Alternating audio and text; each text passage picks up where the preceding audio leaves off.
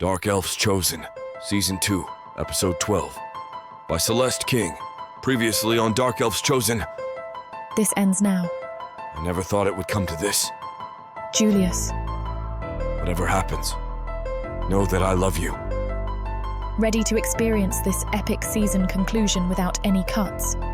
Grab the unabridged version of the Dark Elf's Chosen series from worldsofprotheka.com. Use code YouTube30 at checkout to claim your 30% discount. Hit that subscribe button and leave a like to ensure more free full audiobooks keep coming your way. This is the Season 2 finale, Episode 12 of Celeste King's Dark Elf's Chosen.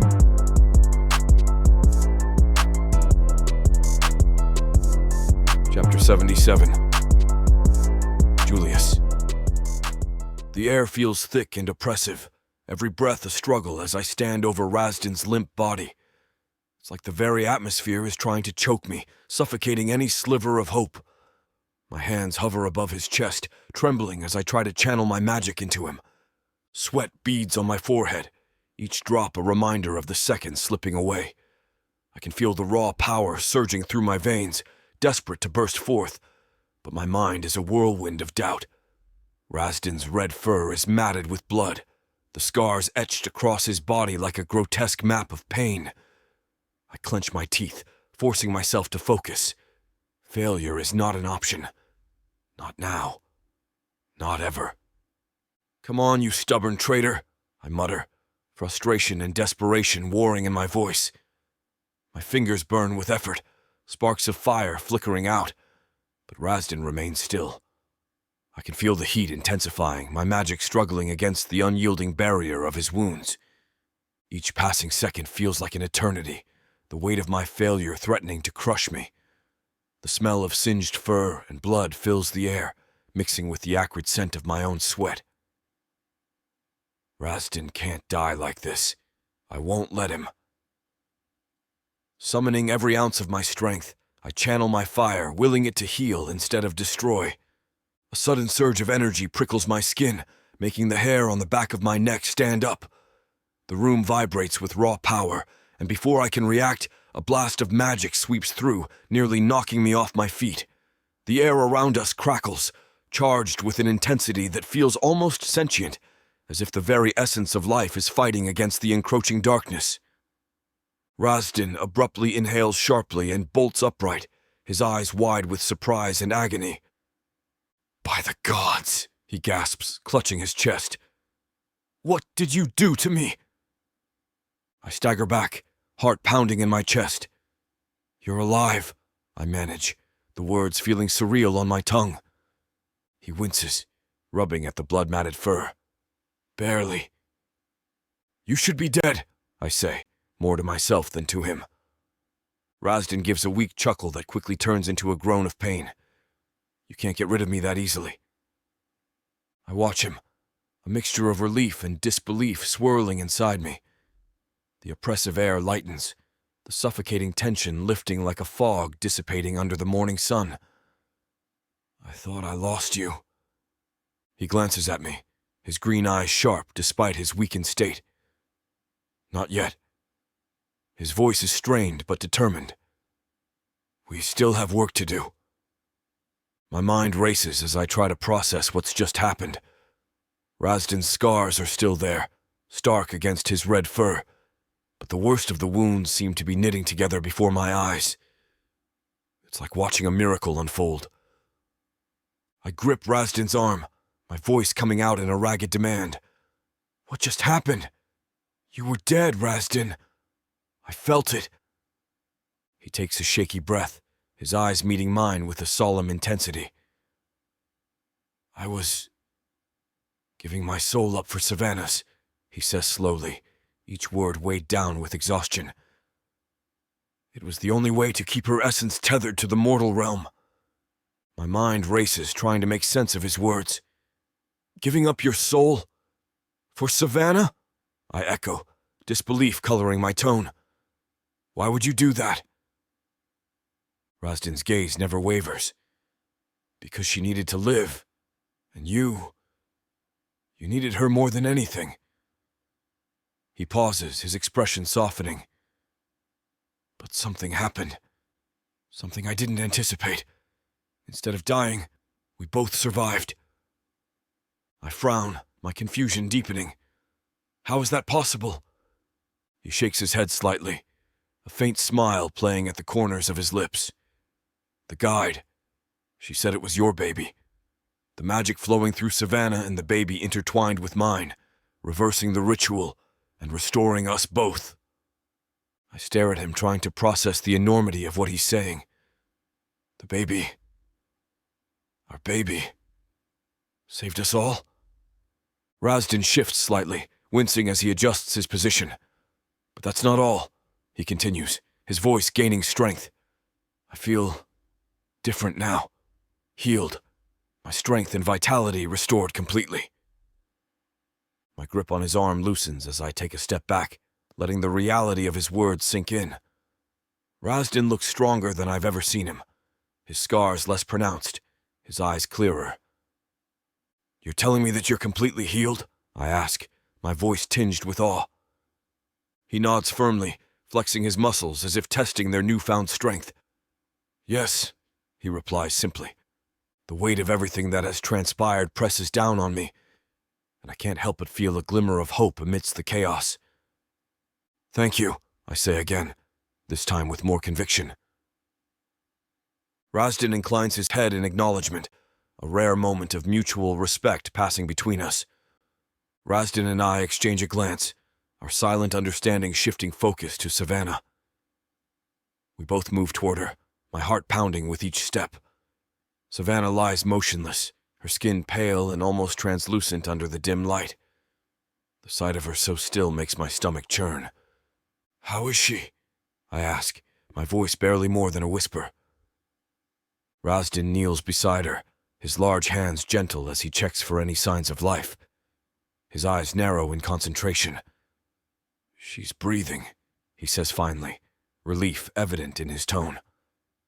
I kneel on the other side of her, my hands shaking as I brush a stray curl from her face. Her chest rises and falls shallowly, but she looks so fragile, so breakable. Savannah? I murmur, hoping for any response. She doesn't stir, and my heart sinks further. We need to do something, I say urgently, looking up at Razdan. Razdan's eyes remain fixed on Savannah, but his thoughts seem to wander. He glances at me, a strange intensity in his gaze. You know, he begins, his voice contemplative, this whole ordeal has made me wonder about something. I raise an eyebrow, waiting for him to continue. What is it? Razdan takes a deep breath, his green eyes thoughtful. Necromancy. I blink, caught off guard, my mind racing to catch up with Razdan's words. Necromancy? Are you saying... I trail off, the implications swirling in my thoughts like dark, uncharted waters. He nods slowly. It's a possibility. Something in your magic, or perhaps Savannah's, brought me back. Necromantic energy could explain the unexpected turn of events and the successful ritual. My mind races, trying to grasp the implications of his words. Necromancy, magic that manipulates life and death. It's forbidden, shrouded in mystery and fear. But if there's truth to Razdan's conjecture... Are you implying that necromancy is in our bloodline? I whisper, my voice barely above a murmur. It's not unheard of, Razdan replies, his tone serious. Certain lineages carry dormant necromantic traits that can be triggered under extreme circumstances. The intertwining of your baby's magic with mine. It could have awakened something dormant within you or Savannah. The idea sends chills down my spine. Necromancy. It's not something I ever considered, yet here we are, facing the impossible. But what does this mean for Savannah? For our baby? I ask, the desperation in my voice betraying my usual composure. My mind races with the implications, the unknown dangers lurking beneath Razdan's revelations. If necromancy is truly entwined with our bloodline, What kind of future are we facing? What kind of life will our child have? Razdin's expression softens slightly. It means they're both incredibly powerful and potentially dangerous if not understood and controlled. But it also means there's hope. The fact that they brought me back shows an immense strength that can be harnessed.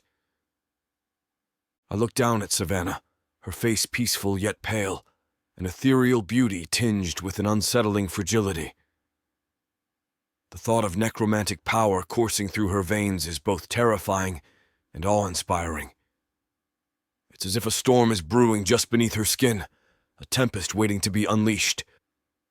The idea that such immense raw power could be housed within someone so gentle and kind sends a shiver down my spine. What does this mean for her? For us? For our child? I take a deep breath, trying to steady my racing thoughts. Necromancy. Who would have thought? Yet here we are, faced with the reality of forbidden magic entwined with our lives. As I watch Savannah breathe softly beside me, one thing becomes clear. Whatever lies ahead, we will face it together. Chapter 78. Savannah. I wake to the faint hum of magic in the air. My eyelids flutter open, revealing the dimly lit room. I see my mother, her storm-cloud grey skin glowing softly as she chants, her hands moving in intricate patterns over my newborn daughter. "Mom?" My voice comes out a croak, weak and trembling. Her eyes flicker to mine for a brief moment, filled with relief and urgency. "Stay still, Savannah," she murmurs, returning her focus to the ritual. "This is the final step." I try to sit up but find my body too weak to move much. Instead, I prop myself on one elbow, my heart racing as I watch closely. The room smells of burning herbs and the air crackles with energy. My baby lies in a cradle of woven vines, her tiny chest rising and falling with each breath. "What are you doing to her?" My voice quivers with a mix of fear and awe. My mother's chant grows louder, her fingers tracing glowing runes in the air above my daughter. "I'm stabilizing her magic," she explains without breaking rhythm. "She inherited a lot from both of you. Too much for such a young soul." The air thickens with the palpable force of my mother's magic. I see tendrils of black mist coiling around my daughter, almost as if they resist being pulled away. My mother's fingers weave through the air, deftly plucking each dark thread from the tiny body. She moves with a precision that leaves me breathless. The black magic writhes, trying to escape her grasp. Each tendril hisses as it's pulled free, and the room fills with an acrid smell like burnt metal. My mother doesn't flinch, her storm-cloud grey skin radiating a calm determination. She pulls the dark threads towards a glowing rune circle on the floor. The moment they touch the light, they disintegrate with a soft sizzle. I swallow hard, my throat dry. Is she going to be okay? "She will be," my mother replies, her voice steady and resolute. "But this has to be done carefully." I can't tear my eyes away from the scene. The dark magic continues to fight back, coiling tighter around my daughter as if trying to hold on. But my mother's resolve is unbreakable. She works methodically, every movement precise and deliberate. Each thread of darkness she pulls from my daughter's form dissipates into nothingness once it enters the rune circle. It's almost hypnotic, watching those dark lines disappear into the light. I realise how fragile and delicate this balance is, how much rests on this moment. My baby lets out a small whimper, and my heart lurches in my chest. "Mum." "She's strong," my mother interrupts softly but firmly. "She's inherited more than just your magic." The reassurance soothes me somewhat, though I can still feel anxiety clawing at my insides. My daughter's chest rises and falls steadily now, her tiny fists unclenching as more of the black magic is stripped away. My mother continues her work until there is nothing left but the pure light of her magic encircling my daughter. The last tendril of darkness disintegrates with a final sizzle, leaving behind a faint wisp of smoke. The room grows quiet once more, save for the soft breathing of my baby and the crackling of spent energy dissipating into the air. Relief washes over me like a tidal wave as I see the last tendril of dark magic disintegrate into nothingness. My daughter's tiny form lies peacefully in the cradle, her breathing steady and untroubled. Tears prick at the corners of my eyes, but I blink them away, focusing on the pure light that now surrounds her. She's okay? My voice trembles with hope and exhaustion. My mother nods, her storm cloud grey skin shimmering faintly in the aftermath of the ritual. She's more than okay, Savannah. She's strong and healthy. I reach out a shaky hand towards my daughter, needing to touch her, to feel the warmth of her skin under my fingertips. My mother helps me sit up fully, her hands gentle but firm as she supports my weak body. The moment my fingers brush against my daughter's cheek, a sense of completeness fills me. Her skin is soft and warm, unmarred by the darkness that once clung to her. She stirs slightly at my touch, letting out a contented sigh that melts my heart. I can't help but smile through the tears now freely falling down my face. "Thank you," I whisper to my mother, my voice choked with emotion. "I don't know what I would have done without you." She gives me a tender smile, her eyes filled with a mix of pride and love. "You're stronger than you know, Savannah. You would have found a way." The relief coursing through me is almost overwhelming. For the first time in what feels like an eternity, I allow myself to believe that everything might just be okay. As I cradle my daughter, feeling the warmth of her tiny body against mine, my mother's soft voice cuts through the room's heavy silence. "I needed to remove the dark magic from her first," she explains, her tone both gentle and firm. "It was the only way to ensure it was eliminated from you as well." I glance up at her, confusion knitting my brow. "Why?" My mother's eyes meet mine, their storm cloud grey depths filled with a wisdom I have yet to understand. "The dark magic had intertwined with both of your essences. Removing it from one without addressing the other would have left traces that could resurface." The weight of her words sinks in slowly, and I feel a shiver run down my spine. "So, by purging her first, I ensured that any residual darkness tethered to you would be drawn out and neutralized," she finishes. Her hands rest on her lap now, the glow of her magic fading but still leaving a warm presence in the room. I nod slowly, processing this. "You saved us both." "Yes," she replies softly, "and now you are both free of it." My gaze drops back to my daughter, her peaceful expression a stark contrast to the turmoil that had surrounded her birth.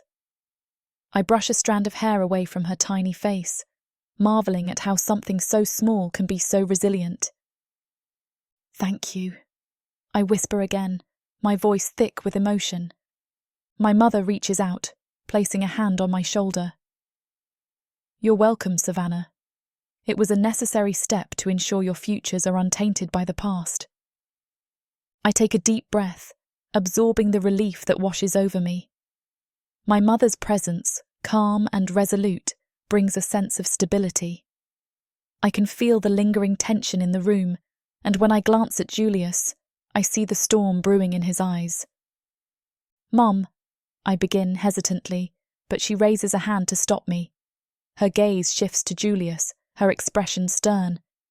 "Julius," she addresses him with a firmness that brooks no argument. "I know you have questions, and perhaps even anger towards me. But understand this. My actions were driven by the need to save both Savannah and our granddaughter." Julius opens his mouth to speak, but she cuts him off with a sharp look. "This was not negligence. It was a necessity." He clenches his fists, the tension evident in the set of his jaw. "You seemed more concerned with the baby than with Savannah's condition." My mother's eyes soften slightly, but her tone remains unyielding. Both lives were intertwined through the dark magic. Addressing one without the other would have been futile. I see Julius's shoulders slump slightly as he absorbs her words. The room is filled with a heavy silence, broken only by the soft breathing of our daughter. "Savannah is my daughter," she continues, her voice steady and unwavering. "And that child is my granddaughter. I would never endanger either of them unless it was absolutely necessary to ensure their survival." Julius takes a step closer, his eyes searching my mother's face for any sign of deception. Finding none, he finally nods, though I can see the lingering concern in his eyes. "I just want them both to be safe," he murmurs, his voice cracking with emotion. My mother places a gentle hand on his arm, her expression softening further. "And they are," she reassures him quietly. But it required taking difficult steps to remove all traces of that darkness. The room feels lighter somehow, the weight of misunderstanding slowly lifting as Julius absorbs her words. He looks at me then, his gaze filled with love and relief. "Thank you," he finally says to my mother, his voice sincere. She nods once, a small smile playing on her lips as she looks between us. "You're welcome."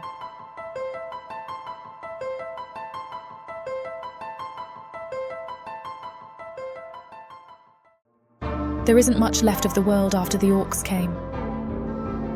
Savage. Brutal. Merciless. If you're a woman, you're property. Even to other humans. What happens when an orc stakes his claim on a human woman? Who would dare to stop him? Me.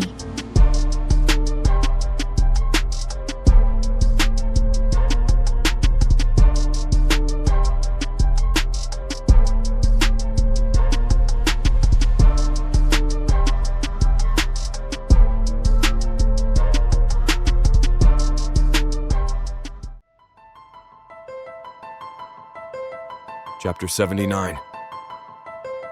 Julius. Savannah lies on the bed, looking exhausted but serene. The room smells of herbs and the sea, a strange but calming combination. I stand beside her, feeling my heart pound against my ribcage. "Are you ready?" Savannah's mother asks, holding a small wrapped bundle. Savannah nods, tears glistening in her eyes. I can barely breathe as the bundle is placed in Savannah's arms. She looks down, and her face lights up with an emotion so pure it feels like a balm to my soul. I move closer, peering over Savannah's shoulder. Our baby girl stirs, making soft noises that sound like the most beautiful music I've ever heard. "She's perfect," Savannah whispers. I reach out, my hand trembling as I touch our daughter's tiny fingers. Her skin feels warm and soft against mine, and an overwhelming sense of love and protectiveness surges through me, a feeling I never thought I was capable of. "She has your eyes," I say softly, marveling at the deep brown irises staring back at me with an almost curious expression, a mirror to Savannah's soulful gaze. "And your hair," Savannah adds with a smile, gently brushing a tiny tuft of black hair from our daughter's forehead. Her touch is tender, and I can see the bond forming between mother and child in that simple gesture. She looks up at me, her eyes shimmering with tears of joy, and for a moment, everything else fades away. Our pasts, our fears, our burdens, leaving only this pure, untainted moment of connection. It's just us, Savannah, our daughter, and me, in this cocoon of love and relief. All the struggles we faced seem distant now, overshadowed by the joy of this moment. Elora steps back quietly, giving us space. Ronica and Rosden watch from the doorway, their expressions softening at the sight of our little family.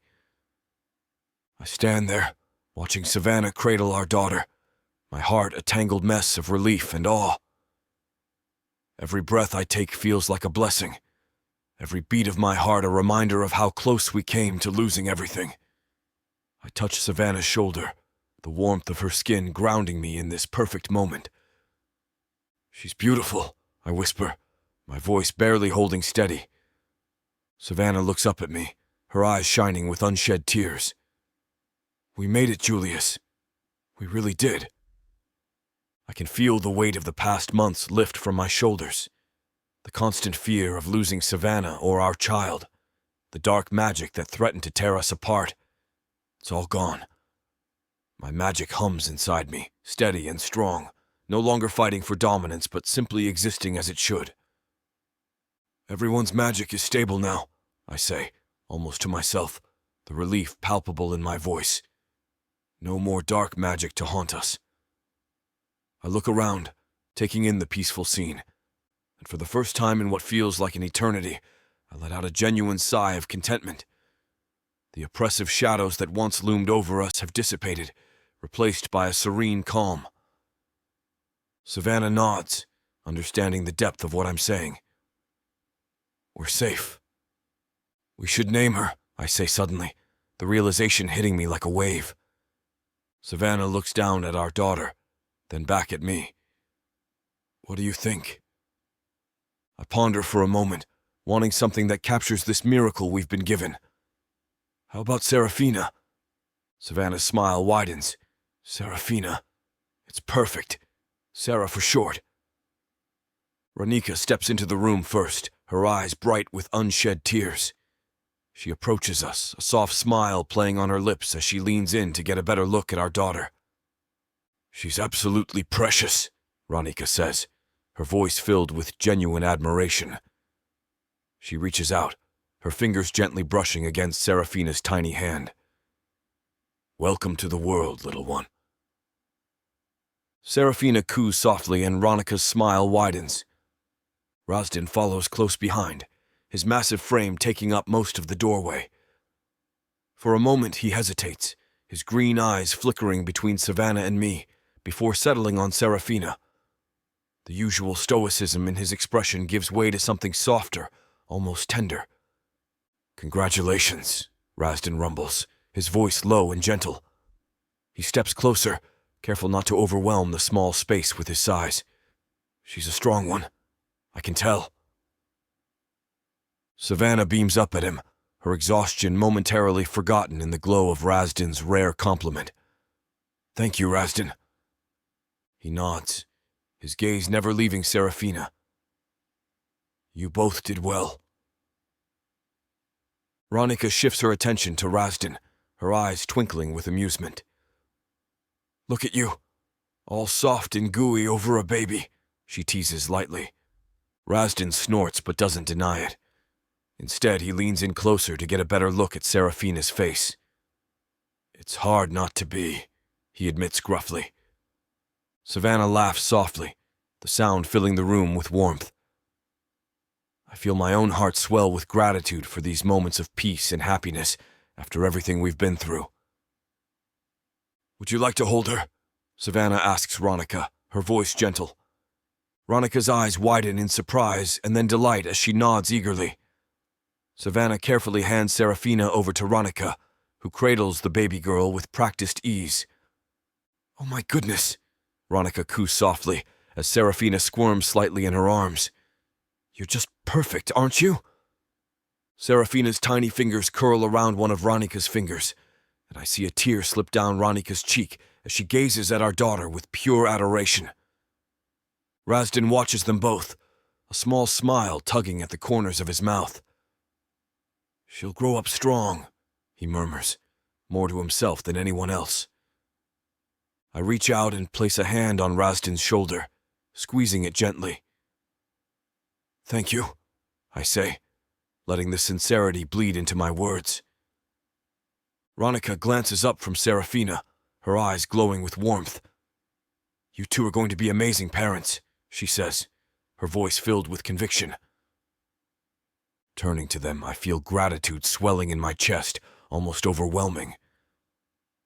"We couldn't have done this without you," I admit, my voice thick with emotion. Rasdin shrugs, but there's a softness in his eyes that belies his casual demeanor.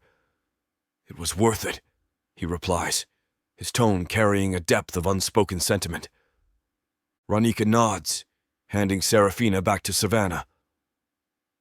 "We'll give you guys some space," she says, leaving Savannah and me alone with our little miracle. The world feels lighter, filled with an unspoken understanding and shared relief. Our baby girl coos softly in Savannah's arms, a small sound that brings an enormous smile to my face. Saraphina yawns then, a tiny hand grasping at the air as if reaching for the love surrounding her. I reach out again, letting her fingers wrap around mine. This small connection feels monumental. "We're a family," I say quietly. Savannah leans against me, her head resting on my shoulder as she holds Saraphina close. "Yes," she murmurs. "A real family."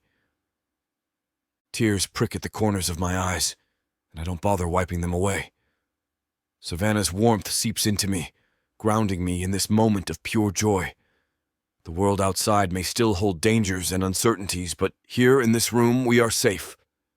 We are whole.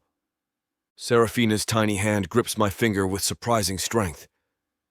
I chuckle softly, marveling at the life we've created together. "She's got quite the grip," I say, my voice thick with emotion. Savannah laughs lightly, the sound like a soothing melody. "She takes after you." I lean down and press a gentle kiss to Seraphina's forehead, her skin soft and delicate beneath my lips. "I promise to protect you both," I whisper, more to myself than anyone else. Savannah looks up at me, her eyes shimmering with tears of happiness. "We really did it, Julius," she says again. "We made it through everything." I nod, unable to find the words to express the depth of my gratitude and love for her. Instead, I hold them both tighter, cherishing the feeling of our family united at last.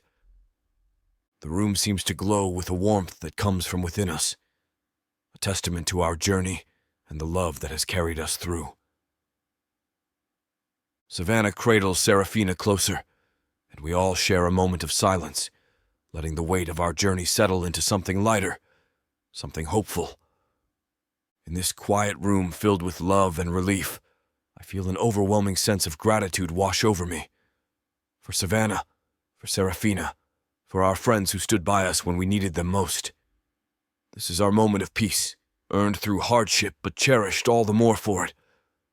We sit there together in quiet joy, tears of happiness streaming down our faces as we revel in this precious new beginning.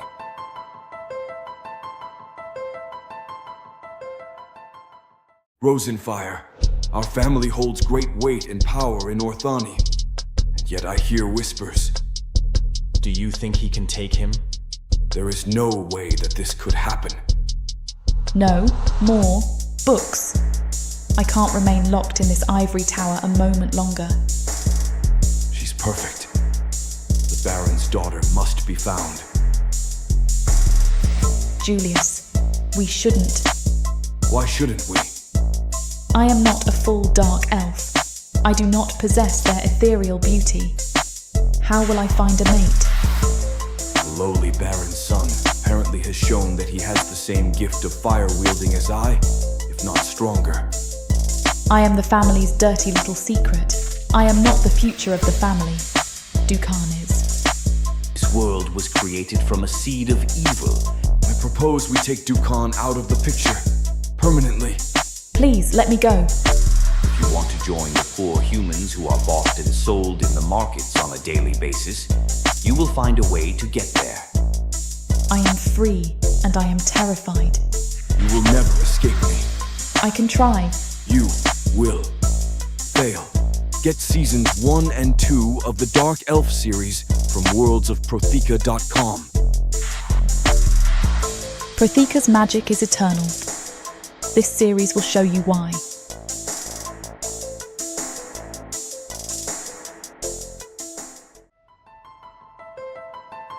Chapter 80. Savannah. I cradle my baby girl in my arms, feeling her warmth seep into me. Her tiny fingers curl around my thumb, and I can't help but marvel at her perfect form. Her eyes, a deep brown, lock onto mine as if she's trying to understand this new world. The door pushes open, and I see Razdin standing there, with my father behind him. "Father," I call out softly. He stares at me, a softness in his eyes that wasn't there before. He approaches hesitantly. "Savannah," he murmurs, his gaze fixed on the bundle in my arms. "This is your granddaughter," I say, holding her out gently. "Would you like to hold her?" His hands tremble slightly as he reaches for her. I don't want to hurt her," he whispers. "You won't," I assure him, guiding his hands until they support her tiny body. As soon as she settles into his arms, a look of pure wonder crosses his face. "She's beautiful," he breathes, tears welling up in his eyes. "She looks just like you did when you were born." A lump forms in my throat as I watch him, this powerful elf reduced to tears by the sight of his grandchild. It's a side of him I've never seen before, and it makes my heart ache with a mixture of joy and sorrow. As we stand there, my mother approaches, her eyes soft but determined. "Savannah, may I speak with you for a moment?" she asks. I nod, glancing at Baron Friedman. He nods back, too engrossed in the baby to notice us slipping away. We step outside into the cool night air. The stars glitter above us, casting a gentle glow over the landscape. "There's something you need to know," my mother begins, her voice trembling slightly. "Something I've kept from you for far too long." "What is it?" I ask, my heart pounding with anticipation and fear. She takes a deep breath. "Baron Friedman, he's not just your adoptive father." My mind races as I try to process her words. "What do you mean?" "He is your biological father," she says quietly. The world seems to tilt on its axis. "What? How? Why didn't you tell me?" "I thought it was best to protect you," she replies, tears glistening in her eyes. "Your father and I agreed it was safer this way." She shook her head. "But with you here, we decided to tell you." I stare at her, feeling a whirlwind of emotions, anger, confusion, but also an odd sense of relief. My entire life has been built on half-truths and secrets, but now I see a path toward understanding. I stand there, reeling from my mother's revelation. The cool night air seems to press against my skin, a stark contrast to the storm brewing inside me. "When did you plan on telling me?" My voice shakes, betraying the turmoil within. She sighs, her shoulders sagging. "It was never an easy decision. We thought it best if you grew up without the weight of that knowledge." I take a deep breath, trying to steady myself. "So you and Baron Friedman, were together?" She nods, looking off into the distance as if recalling a distant memory. "Yes, several times when I travelled the world. We were young and reckless, and our connection was undeniable. But circumstances always pulled us apart." I swallow hard, trying to process this new layer of my identity. "And I was the result of one of those connections?" "Yes," she says softly. "We met again in Orthani. It was a brief reunion, but it led to your birth." I clutch at the fabric of my dress, needing something tangible to hold on to. "Why didn't he tell me?" "He believed it was safer for you not to know," she replies, her voice tinged with regret. "There were many dangers that came with his position and your mixed heritage." My mind races back to all the moments with Baron Friedman, every stern lecture, every protective gesture, and now they take on a different hue. "So, he's been protecting me all this time because he loves you," she finishes for me. "More than anything." As I stand there, my mind reeling from the confession just dropped, I can hardly steady my breath. The weight of the revelation presses down on me, making it difficult to find my footing. Suddenly, I sense a familiar presence. Baron Friedman joins us, his expression serious, yet filled with an unexpected tenderness that makes my heart ache. His eyes, usually so stern and unyielding, soften as they meet mine. It's as if he's silently confirming everything my mother has just revealed, and the truth hits me all over again, deeper this time. "There's more you should know," my father says, his voice low and steady. "When you were born, your mother was still very young, and her magic, it was volatile." My mother nods, her eyes glistening with unshed tears. "I struggled to control it," she admits. "I was a danger to myself and to you." Baron Friedman continues. "At the time, the Coven needed her leadership here. She had responsibilities she couldn't abandon." "And with her magic so unpredictable," he adds, glancing at my mother, "we decided it was best for you to stay in my care. I could provide a stable environment." I swallow hard, feeling the weight of their words press down on my chest. "So, you both agreed on this? You both thought it was best for me to stay here, away from my own mother?" "Yes," my mother whispers, her voice trembling with emotion. "It broke my heart to leave you, but I knew it was the safest choice for you.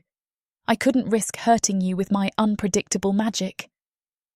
Baron Friedman places a reassuring hand on my shoulder, his eyes softening with a mixture of love and regret. "I've always loved you as my own, Savannah.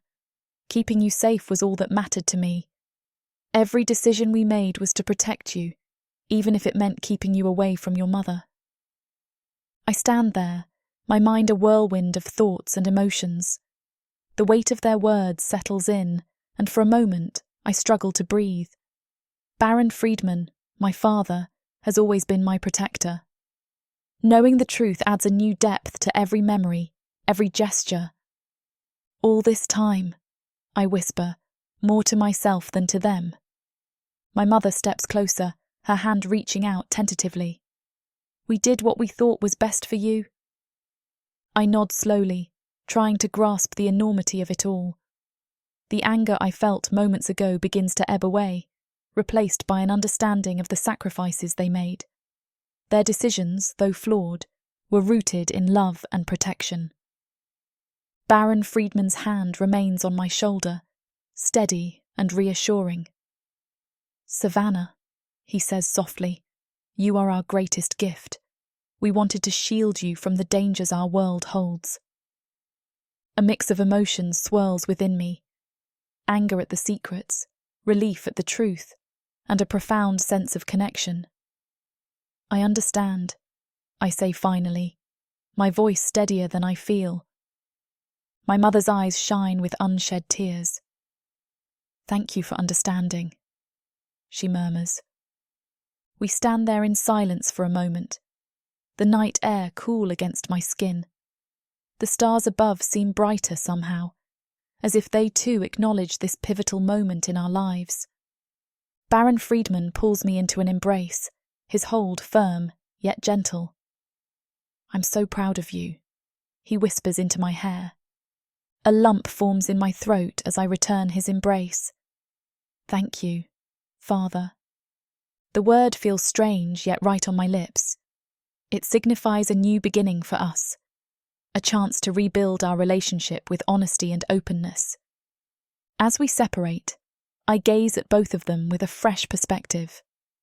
Our family dynamics are intricate, laden with secrets and sacrifices, but also with love and perseverance. "I want us to move forward together," I say firmly. "No more secrets." My mother nods, her expression one of relief and determination. "Agreed." Baron Friedman smiles, a rare softness in his eyes. "Together," he echoes. In that moment, amidst the revelations and the emotions that come with them, I feel a sense of closure and acceptance washing over me. Our family is far from perfect, riddled with complexities and haunted by shadows of the past. But we are united by a bond that can withstand even the darkest of times. The weight of our secrets lifts, replaced by a fragile but hopeful sense of trust. And that is enough for me. For the first time in my life, I feel like we can face whatever comes next, not as individuals cloaked in secrecy, but as a family bound together by love and resilience. Orcs, gargoyles, vampires, ice monsters, demons of the dark. These beasts seek war, destruction, and power. And there's only one thing that can tame them. Love. This is your chance to get the uncut and unabridged audiobook bundle. No detail is spared. Use discount code YouTube30 for an additional 30% off of the already discounted price. Go to worldsofprathika.com. Get access to countless audiobooks and discounted bundles where I talk you through every last scene. Prothika's magic is eternal. Audio bundles will make it immersive. Chapter 81. Julius. Baron Friedman clasps his hands behind his back, staring out at the horizon. His posture is rigid, a man trying to maintain control. I step closer, the crisp mountain air biting at my skin. "It's time for me to return home," he announces, voice steady but tinged with a melancholy edge. He turns to face Savannah, eyes softening as they meet hers. "Father, I understand," Savannah replies, her voice barely above a whisper. She reaches out and grasps his hand, squeezing it gently. "But I promise to visit you." Baron Friedman's eyes glisten with unshed tears. "I would like that very much," he says, voice thick with emotion. "Know that my door is always open for you." Savannah nods, her expression resolute yet tender. "And mine for you," she insists. I stand by, feeling like an intruder in this intimate moment, but I can't help but admire Savannah's strength and compassion. Baron Friedman pulls her into a tight embrace, and she buries her face in his shoulder, Saraphina held closely between them. They stand like that for a long moment, both taking solace in each other's presence. Finally, they pull apart, and Baron Friedman presses a kiss to Saraphina's head. The mountain breeze ruffles his hair, and I can see the faint traces of weariness etched into his face. He looks at Savannah one last time before turning to me. "Julius," he starts, voice steady but soft. "We have had our differences." "That's an understatement," I reply with a small, rueful smile. He chuckles, a deep, resonant sound that seems to break the tension. "Indeed, but those differences pale in comparison to what we both want for Savannah." I nod, understanding him completely. "We both want her happiness." "And her safety," he adds, eyes locking onto mine with a seriousness that borders on intensity. "I know you love her as much as I do." "More than anything," I admit, feeling a lump form in my throat. Baron Friedman steps closer, his gaze softening. "When this journey started, I questioned your intentions. I thought perhaps you would bring more harm than good." "I understand why you felt that way," I say, meeting his gaze with my own unwavering one. "But I would never let anything happen to her." "I see that now," he concedes. "You've proven your devotion time and again. For that, you have my respect." The words hit me harder than any physical blow could have. Respect from Baron Friedman was not something easily earned. It feels like a milestone in our strained relationship. "Thank you," I say, feeling the sincerity in my own voice. He extends his hand toward me, and for a moment I'm taken aback. Then I grasp it firmly, feeling the strength and warmth of his grip. "Take care of my daughter and my granddaughter," he says again. But this time it's not just a command. It's a plea from one loving soul to another. "I will," I promise once more. As we release our handshake, there's an unspoken understanding between us. Despite the past feuds and mistrust, we share a kinship forged through our mutual love for Savannah. And in that moment, it feels like we've bridged a chasm that once seemed insurmountable. Baron Friedman gives me one last nod before turning away. As he walks back toward the path leading down the mountain, I watch him go with a newfound respect and a sense of solidarity that had been absent for far too long. With a final nod to both of us, Baron Friedman turns and strides away, his figure growing smaller as he descends the mountain path.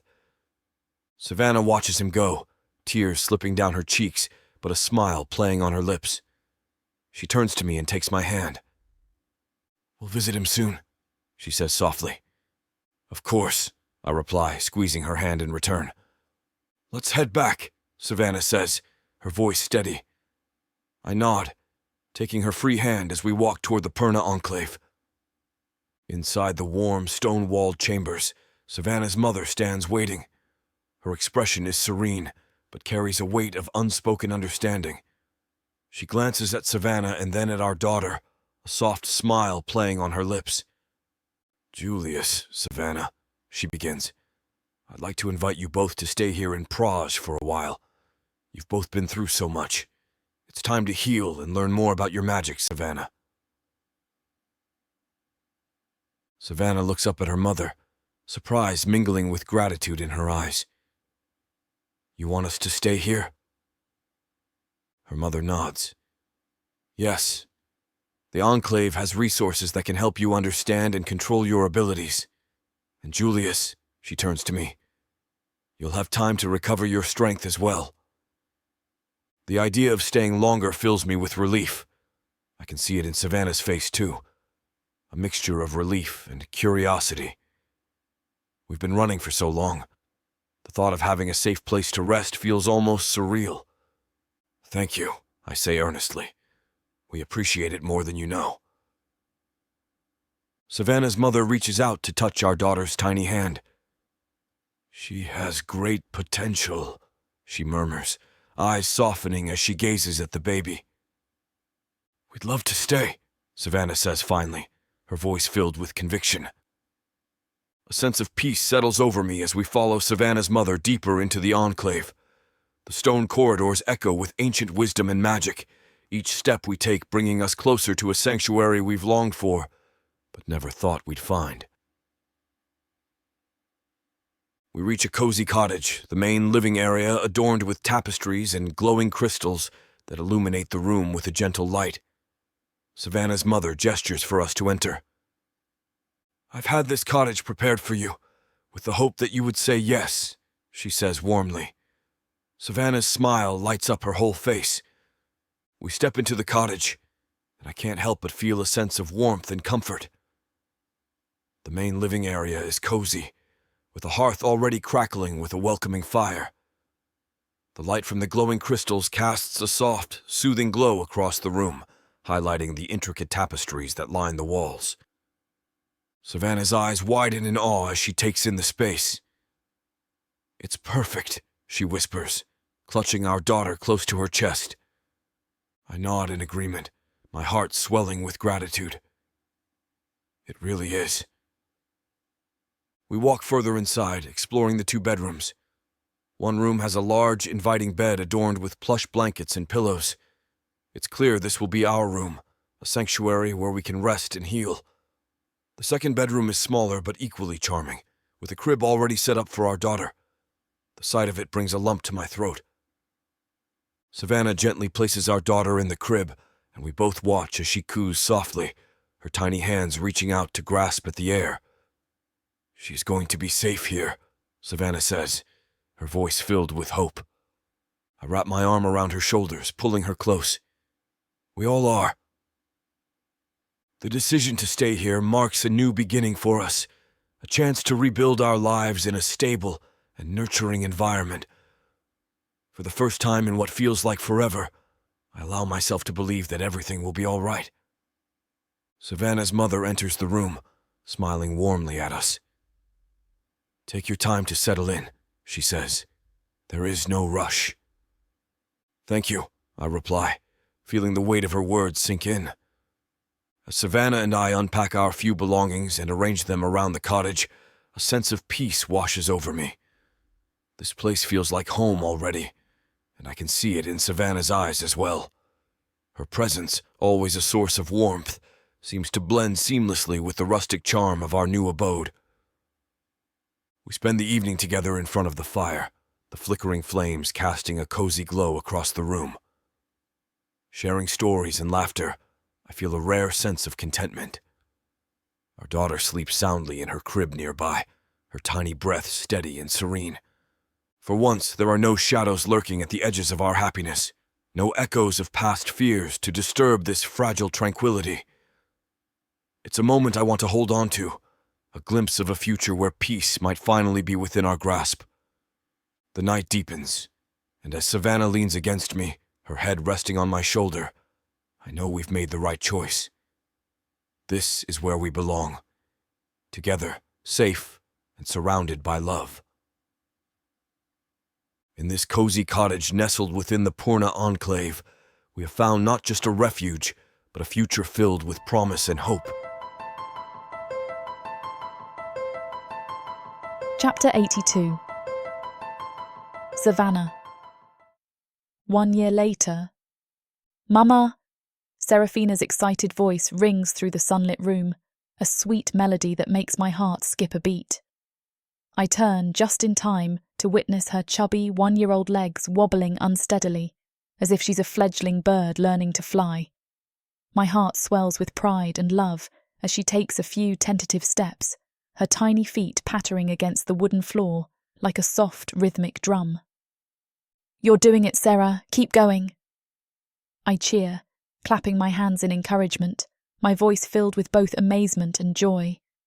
Each step she takes feels like a small miracle, a testament to her growing independence. Julius appears in the doorway, his face lighting up with pride. "Our little fireball's walking already?" His eyes meet mine, and we share a moment of pure joy. Saraphina grins widely, her eyes sparkling with mischief.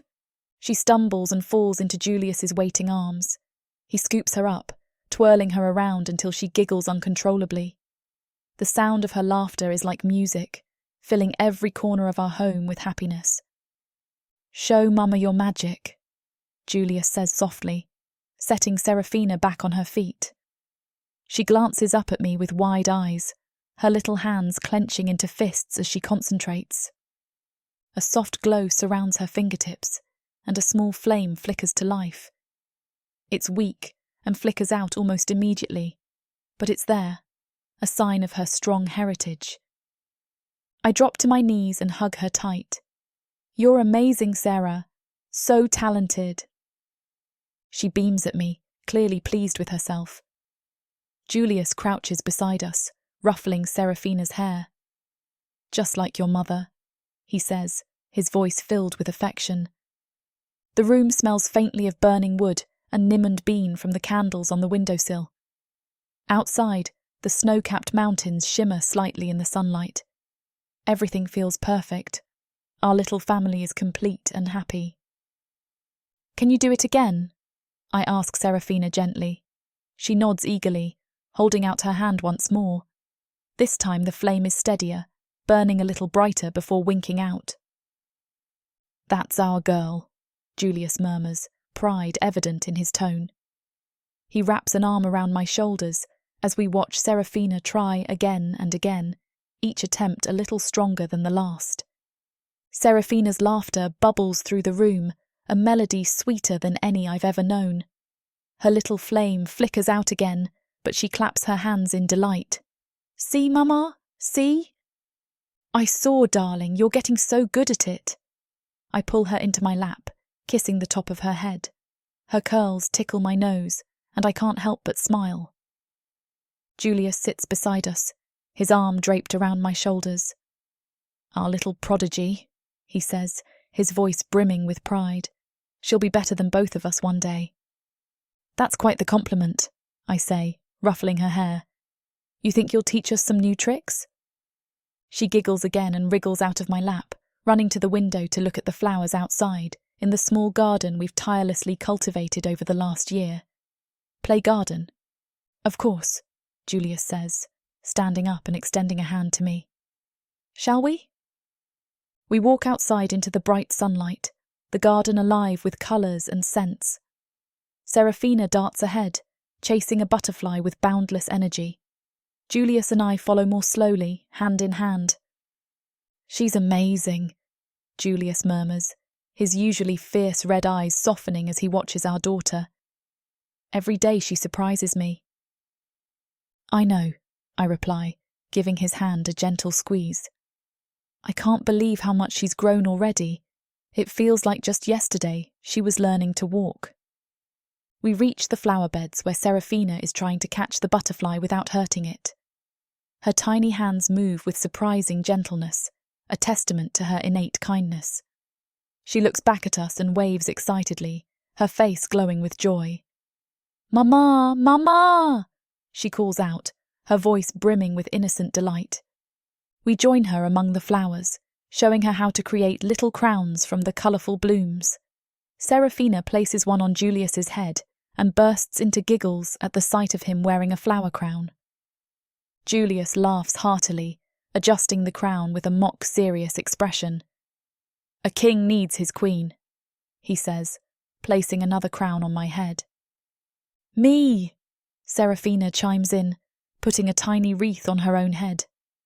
As we sit among the flowers, I look at Saraphina and get an idea. "Sarah, why don't you walk to Papa?"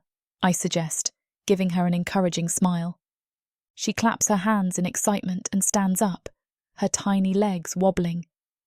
Julius kneels a few feet away, arms outstretched. "Come on, my little fireball, you can do it!"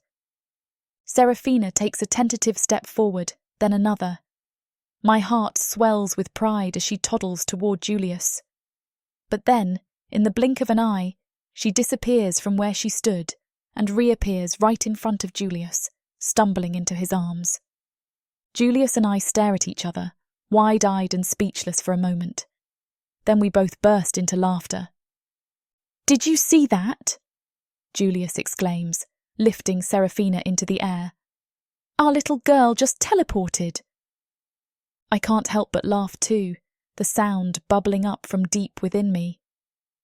"Sarah, that was amazing," I say, reaching out to take her from Julius and hold her close. Saraphina giggles, clearly delighted by our reaction. She doesn't seem to understand what she did, but she's pleased with the attention. "Do you think she even knows what teleporting is?" Julius asks, still chuckling as he brushes a stray curl from Seraphina's face. "Probably not," I reply, shaking my head in wonder.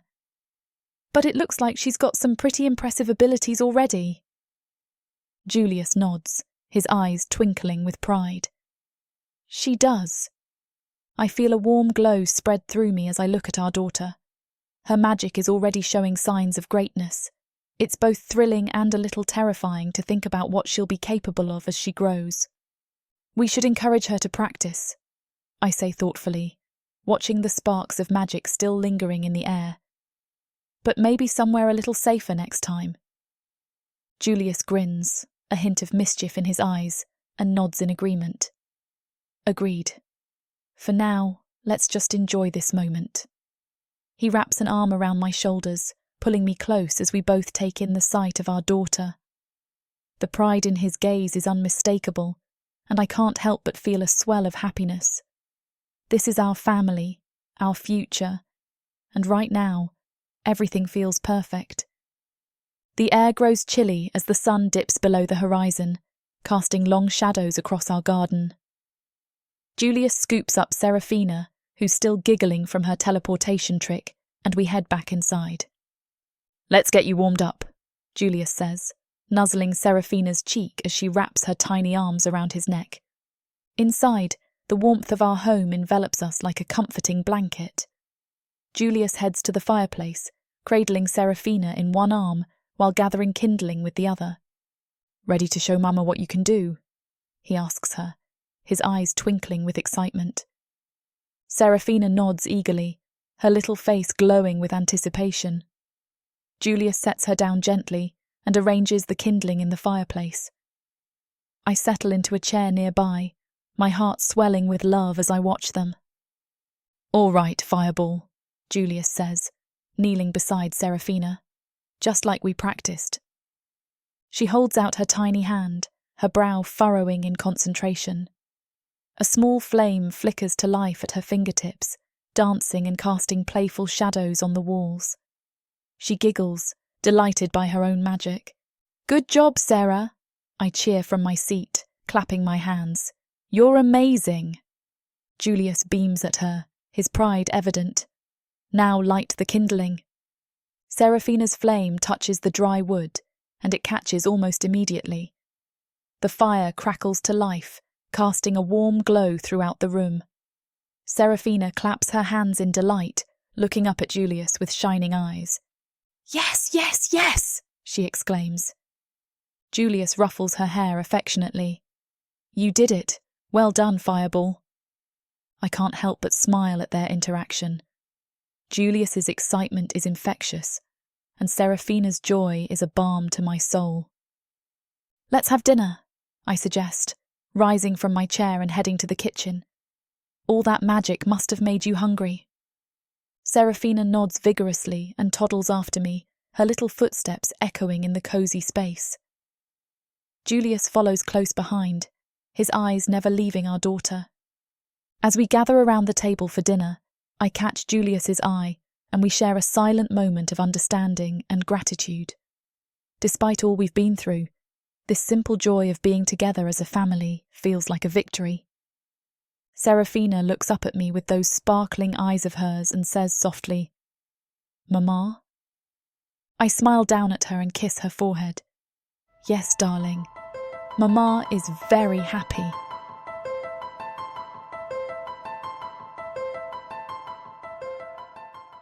From the depths of the darkness of Prathika, Or clawing up from the realms of fantasy. come the most fearsome beasts you have ever seen.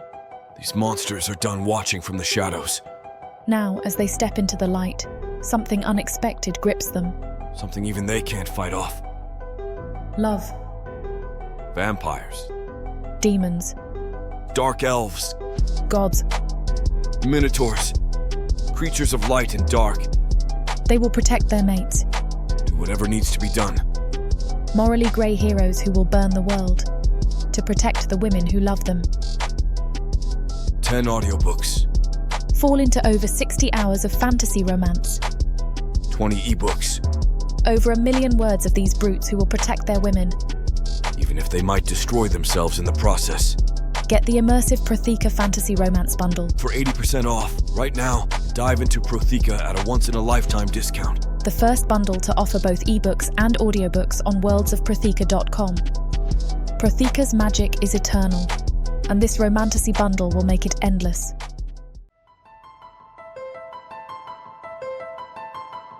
Chapter 83. Julius. 4 years later, colorful ribbons dangle from the ceiling, drooping with the weight of a day well spent. I glance over at Savannah, who stands at the dining table, sweeping cake crumbs into her palm with a soft smile on her face. "Can you believe Seraphina's 5 already?" she muses, tossing the crumbs into a bin. "Feels like yesterday we were up all night trying to get her to sleep," I say, folding the last of the party napkins. Savannah laughs, the sound like a gentle breeze after a storm. "Remember when she tried to set fire to her first birthday cake? Definitely your daughter." I chuckle, reaching for a rogue flower crown that's lost its way under the table. "She gets her spark from you too, you know." She raises an eyebrow. "A different kind of spark, maybe." As we continue tidying up, I can't help but notice how peaceful everything feels. The house still carries the lingering scent of baked treats and candles. The remnants of laughter and playful shouts seem to echo in the walls. It's a stark contrast to our past struggles. Seraphina's gifts are neatly stacked in one corner, puzzles from Ronica, a handmade doll from her grandmother, and a tiny enchanted plant that hums softly from Baron Friedman. "She had so much fun today," Savannah says, picking up paper scraps from the floor. "I'm so happy that she has Ronica's little girl as a friend." "Yeah," I agree. "And having both sets of grandparents here, that was special." Savannah's eyes soften. "It's good for her to know she's surrounded by love." I nod, my thoughts drifting to how far we've come since those days of secrecy and survival. We've built something beautiful here, a life filled with warmth and laughter. The last of the decorations are put away, and our little cottage feels like it's finally winding down from the day's festivities. Savannah yawns, stretching her arms above her head.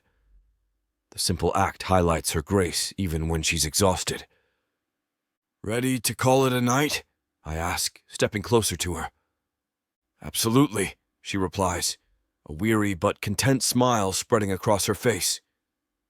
We make our way down the hall to our bedroom, the plush rugs over the floor masking our steps. Saraphina is already asleep in her room, the door slightly ajar. I peek in for a moment, watching our daughter's peaceful slumber, her tiny chest rising and falling with each breath. "She looks so much like you when she sleeps," I whisper to Savannah. Savannah squeezes my hand. "And like you when she dreams," she adds. We slip into our bedroom, the familiar surroundings bringing an immediate sense of comfort. The bed beckons us with its soft promise of rest. Savannah pulls back the covers and climbs in first, sighing as she sinks into the mattress. I follow suit, the fatigue of the day settling into my bones as I lay beside her. We turn toward each other instinctively, our bodies fitting together like two halves of a whole. Her warmth seeps into me and I pull her closer. "You did an amazing job today," I murmur against her hair. "So did you," she replies, her voice muffled against my chest. "It was perfect." We lie there in silence for a few moments, letting the tranquility wash over us. The house is quiet now, save for the occasional creak of settling wood and the distant sound of the wind gusting around the mountaintops. "I love you," I say softly, feeling the truth of it settle deep within me. "I love you too," Savannah whispers back, lifting her head to kiss me gently on the lips. Her kiss is soft but lingering, filled with all the unspoken emotions of the day. I nuzzle closer to Savannah, the warmth of her body a soothing balm against the chill seeping in from the mountains. "You know," I begin, my voice a low murmur, "we did pretty well with Saraphina. Maybe we should consider giving her another friend, of the sibling variety." I wink. Savannah chuckles softly, her breath tickling my chest. "Are you serious? You want to go through sleepless nights and diaper changes all over again?" "Well, think about it," I say, grinning against her hair. "We have a lot more experience now. Plus, we've got a whole coven of Purna who could help." She lifts her head to look at me, her brown eyes sparkling with amusement. "You mean you'd actually let someone else help this time?" I seem to recall a certain someone insisting on doing everything himself when Saraphina was born. I feign shock. "Who? Me? Never! I'm perfectly capable of delegating when absolutely necessary." Savannah rolls her eyes, but the smile on her lips is genuine. "It's not a terrible idea," she admits after a moment. "Sarah would love having a little brother or sister." "Exactly," I say, leaning in to kiss her forehead. "And just think of all the mischief they could get into together." She laughs again, the sound like music in the quiet room. "All right, you've convinced me," she says softly. "Let's give it a go." I feel a surge of joy at her words and pull her closer. "Really?" "Really," she confirms, smiling at me. I beam at Savannah, my heart swelling with love and anticipation. Leaning in, I capture her lips in a passionate kiss. She responds eagerly, her fingers threading through my hair. "Right now?" she asks between giggles, her eyes sparkling with mischief. "No time like the present," I reply, a smirk playing on my lips. She laughs, a sound that sends a thrill down my spine. We move together, the air thick with desire. My hands roam over her body, reacquainting myself with every curve and contour. Her skin feels warm and inviting beneath my touch. Savannah's breath hitches as I trail kisses down her neck, her body arching into mine. "Julius," she murmurs, her voice a blend of urgency and need. I answer her unspoken plea, my movements becoming more insistent. We shed our clothes in a flurry of motion, the fabric falling away to reveal the heated flush of our skin. To get a taste of this hot and happy ending, go to worldsofprothika.com. No one wants to miss the perfect last words of a story, and if YouTube doesn't like them, we'll find a way to get them to you anyway. Use code YouTube30 to get 30% off the full Dark Elf series, Seasons 1 and 2, as well as any other audiobook, ebook, and bundle on the website. This has been Dark Elf's Destiny, Season 2 of Dark Elf's Chosen.